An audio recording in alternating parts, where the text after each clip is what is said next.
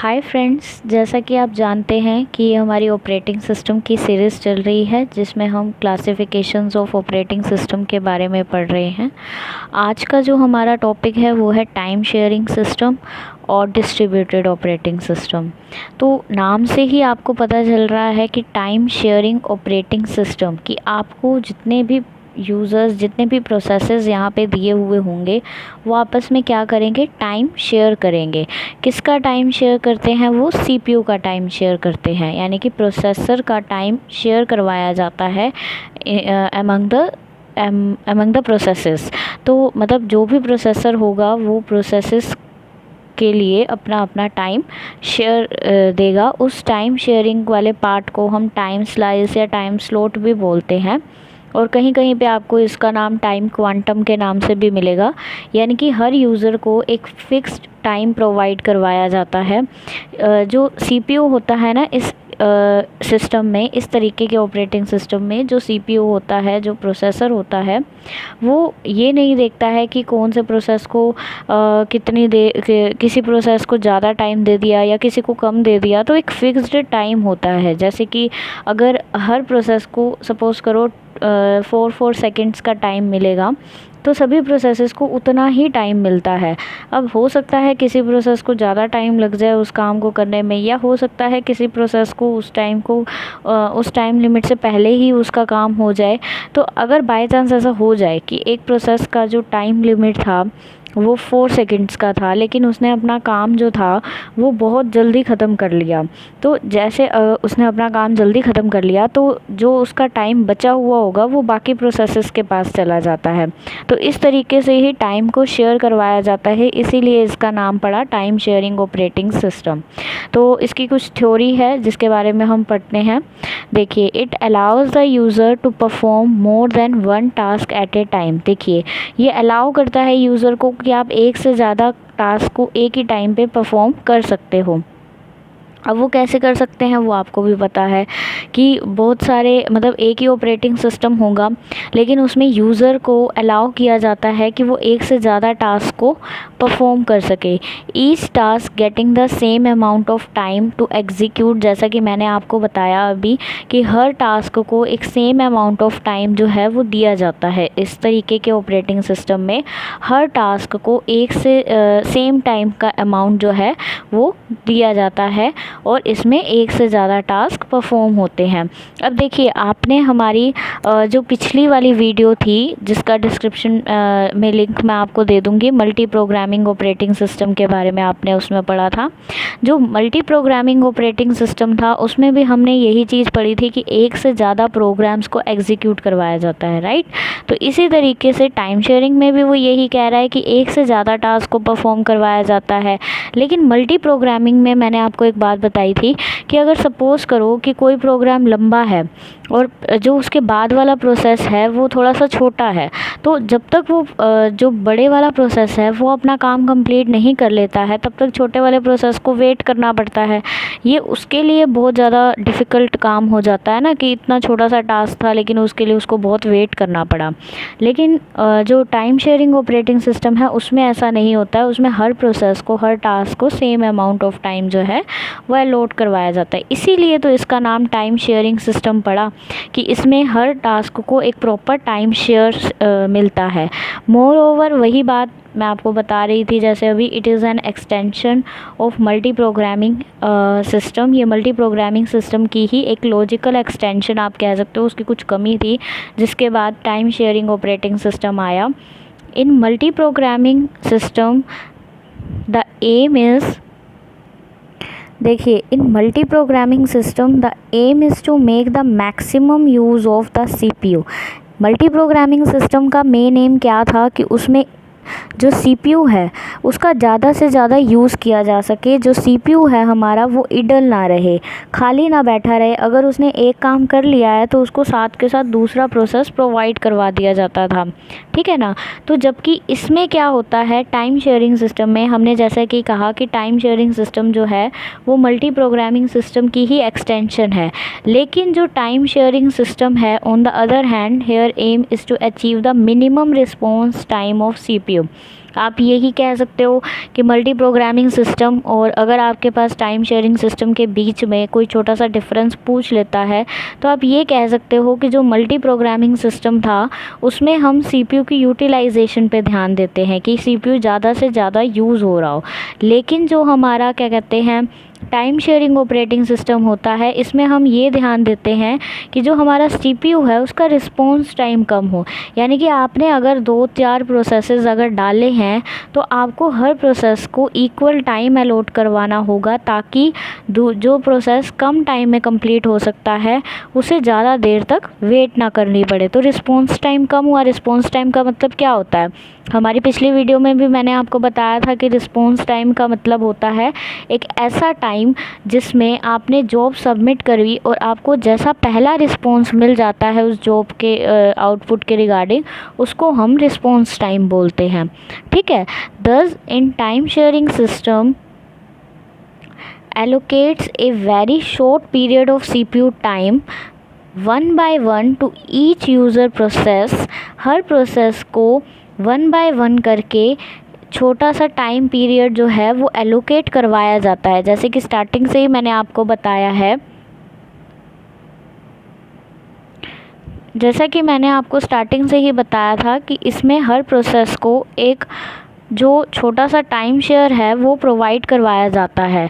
तो उस time share को क्या बोला जाता है? उस टाइम शेयर को बोला जाता है कि टाइम स्लाइस, टाइम स्लॉट, इस तरीके से उसको नाम दिए गए हैं। कहीं पे आपको टाइम क्वांटम भी देखने को मिलेगा।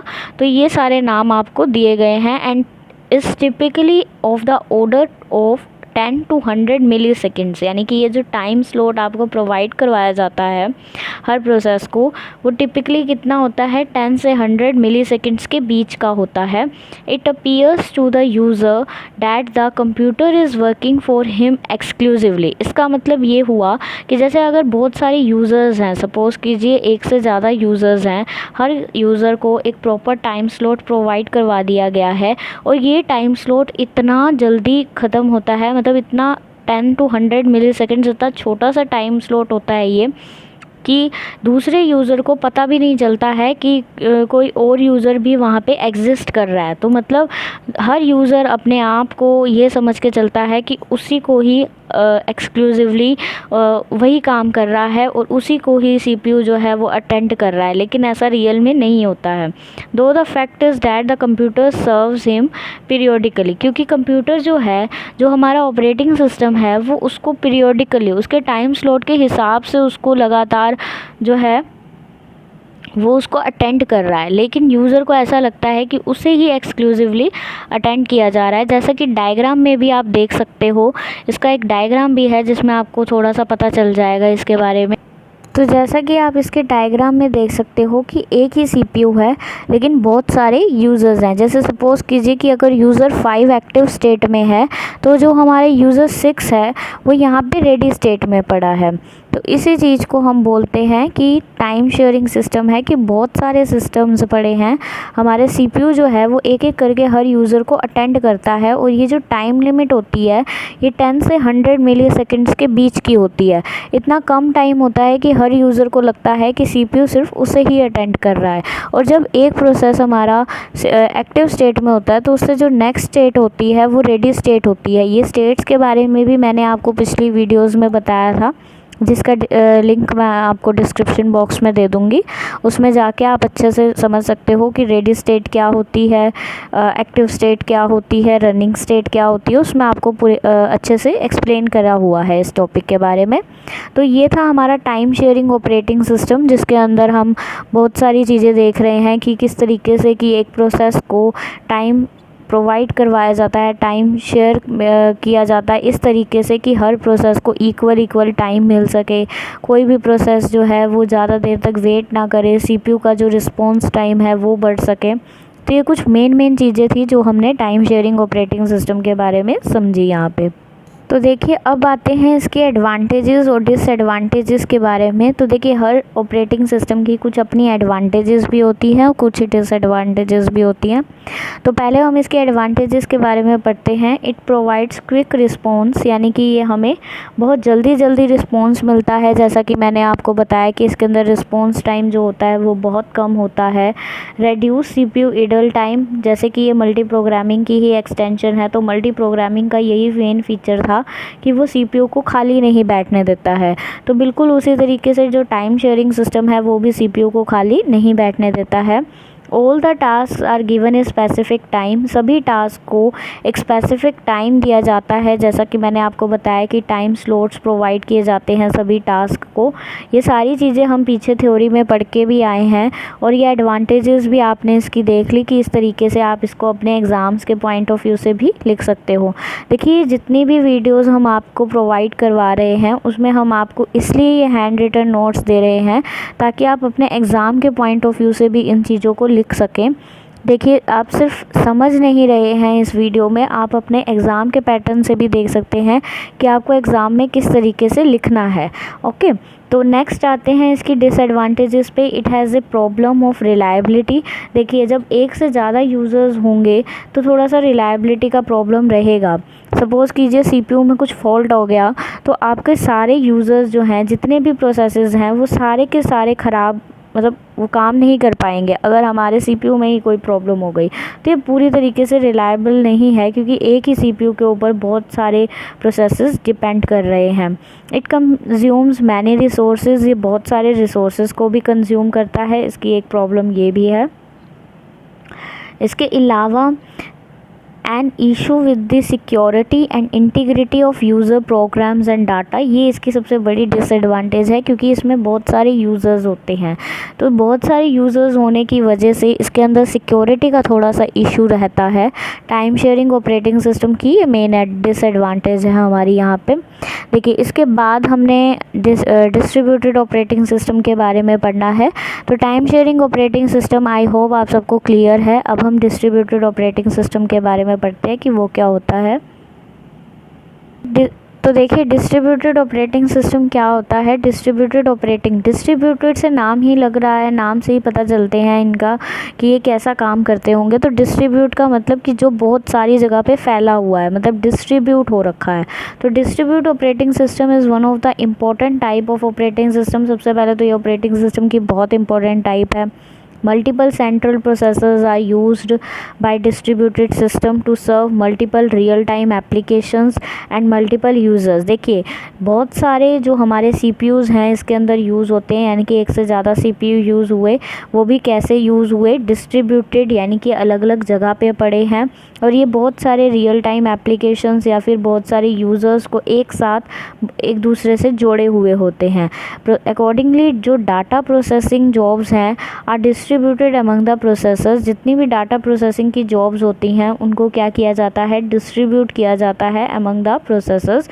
तो मतलब बेसिकली डिस्ट्रीब्यूटेड ऑपरेटिंग सिस्टम में क्या होता है, आपने खुद देखा होगा कि आप अगर किसी कंपनी का ही एक एग्ज़ाम्पल ले लें तो कंपनी में क्या होता है, जब भी आपका एक सॉफ्टवेयर बनता है तो उसके अंदर बहुत सारा काम होता है। एक प्रोजेक्ट को बनाने के लिए बहुत सारा काम किया जाता है, उसकी कोडिंग होती है, उसके ऊपर टेस्टिंग होती है, उसकी डिज़ाइनिंग होती है, तो बहुत सारी चीज़ें होती हैं। अब ये एक सिंगल यूज़र जो है वो ये सारी चीज़ें नहीं कर सकता है।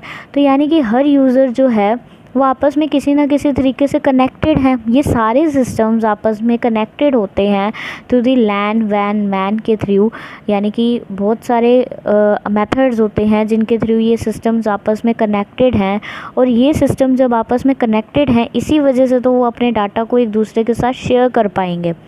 ठीक है, अपने डाटा को शेयर कर रहे हैं तभी तो वो क्या कहते हैं एक दूसरे से कनेक्टेड रहेंगे और सिर्फ एक ही यूज़र पे वर्कलोड नहीं पड़ेगा, सभी यूज़र अपने अपने पार्ट पे काम करते हैं। जैसे रिमोट यूज़र्स वर्ड आपने सुना होगा, तो रिमोट यूज़र्स का मतलब होता है कि कोई इंसान जो आपसे डिस्टेंस में बैठा है, बहुत डिस्टेंस पे बैठा है, आप उसके साथ कम्युनिकेट कर रहे हो। आपने जैसे कि आप खुद देखते हो कि आप इंटरनेट का यूज़ कर रहे हो, तो इंटरनेट से आप कैसे एक दूसरे से बातें कर रहे हो या किस तरीके से आप अपने वर्क को शेयर कर रहे हो, ये सारी चीज़ें जो हैं, जैसे अगर आप ऑनलाइन वीडियो कॉन्फ्रेंसिंग का एग्जांपल देखें तो वो भी किसके अंदर आ जाता है, हमारा डिस्ट्रीब्यूटेड सिस्टम में। आप किसी से ऑनलाइन कॉन्फ्रेंस वीडियो पे बात कर रहे हो, ये सिस्टम कहीं और, आपका सिस्टम है एक दूसरे वाले इंसान का सिस्टम जिससे आप बात कर रहे हो, वो बहुत डिस्टेंस पे है लेकिन वो एक दूसरे से कनेक्टेड हैं। तो इसी चीज़ को हम क्या बोलते हैं, इसी चीज़ को हम डिस्ट्रीब्यूटेड ऑपरेटिंग सिस्टम बोलते हैं। ठीक है, तो जैसे कि मैंने अभी आपको बताया कि प्रोसेसर जो होते हैं एक दूसरे से कनेक्टेड होते हैं, तो वो एक दूसरे से कम्युनिकेट कैसे करते हैं। बहुत सारे कम्युनिकेशन लाइंस होते हैं जिनके थ्रू वो आपस में कनेक्टेड रहते हैं, जैसे हाई स्पीड बसेस होती हैं या टेलीफोन लाइंस होती हैं। इन सारी चीज़ों को बोला जाता है लूजली कपल्ड सिस्टम और डिस्ट्रीब्यूटेड सिस्टम। ऐसे सिस्टम्स को हम क्या बोलते हैं, लूजली कपल्ड सिस्टम या फिर डिस्ट्रीब्यूटेड सिस्टम बोलते हैं। तो जो भी प्रोसेसर हैं वो आपस में किसके थ्रू कनेक्टेड होते हैं, बहुत सारी कम्युनिकेशन लाइंस आती हैं हमारी जिनके थ्रू वो आपस में कनेक्टेड होते हैं। आपने ये तो समझ लिया कि एक दूसरे से कनेक्टेड होते हैं, लेकिन ये कनेक्टेड होते कैसे हैं, ये कनेक्टेड होते हैं हाई स्पीड बसेस या फिर टेलीफोन लाइंस के थ्रू। ओके, तो देखिए जो डिज़ाइन होता है डिस्ट्रीब्यूटेड ऑपरेटिंग सिस्टम का, वो बेसिकली दो मॉडल्स पे बेस्ड होता है। यानी कि डिस्ट्रीब्यूटेड ऑपरेटिंग सिस्टम जो है वो दो तरीके से काम करता है। एक होता है पहला हमारा क्लाइंट सर्वर मॉडल और दूसरा होता है पीयर टू पीयर मॉडल। पहले हम क्लाइंट सर्वर मॉडल के बारे में बात करते हैं।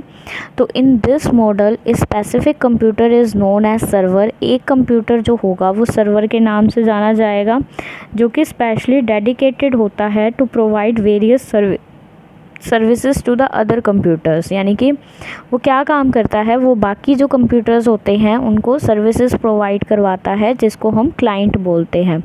यानी कि in simple words server can be defined as a provider of services. यानी कि सर्वर जो है वो सर्विसेज को प्रोवाइड करवा रहा है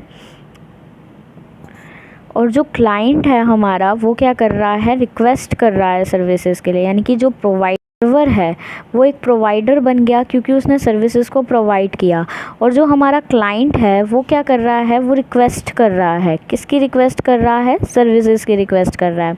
तो client makes a request for any kind of information from the server. Client किसी भी तरीके की इंफॉर्मेशन सर्वर से मांगता है और सर्वर जो है वो उसको रिस्पॉन्स देता है उसकी रिक्वेस्ट के हिसाब से।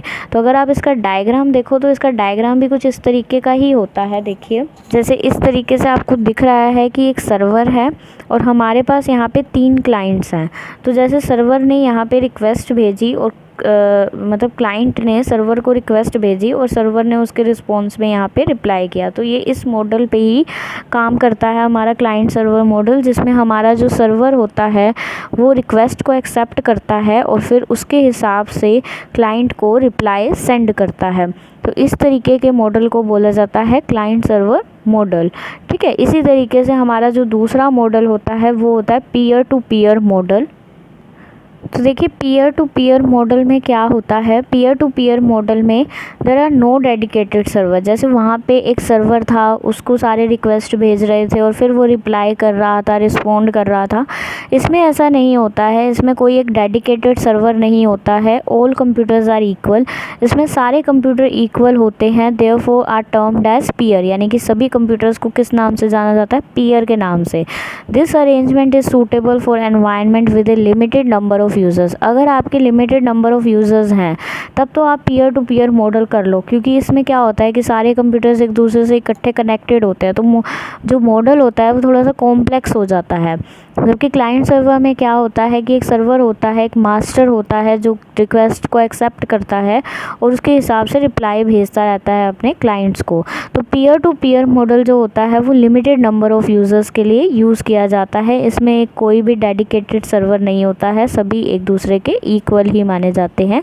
जिस तरीके से इसके डायग्राम में दिखाया गया कि जिस तरीके से ये 2-4 कंप्यूटर हैं और हर कंप्यूटर जो है, देखिए पहला वाला कंप्यूटर इससे भी कनेक्टेड है, ये सेकंड वाले से भी कनेक्टेड है और ये थर्ड वाले कंप्यूटर से भी कनेक्टेड है। इसी तरीके से जो ये सेकंड वाला कंप्यूटर है ये इस थर्ड वाले से भी कनेक्टेड है, फर्स्ट वाले से भी कनेक्टेड है, और जो आगे इसका ये वाला फोर्थ कंप्यूटर है ये इससे भी कनेक्टेड है। मतलब ये हर तरीके से एक दूसरे से क्या होते हैं, कनेक्टेड होते हैं। इसे ही हम अपना पीयर टू पीयर मॉडल बोलते हैं। तो इसमें इस वीडियो में हमने टाइम शेयरिंग ऑपरेटिंग सिस्टम और डिस्ट्रीब्यूटेड ऑपरेटिंग सिस्टम के बारे में पढ़ा।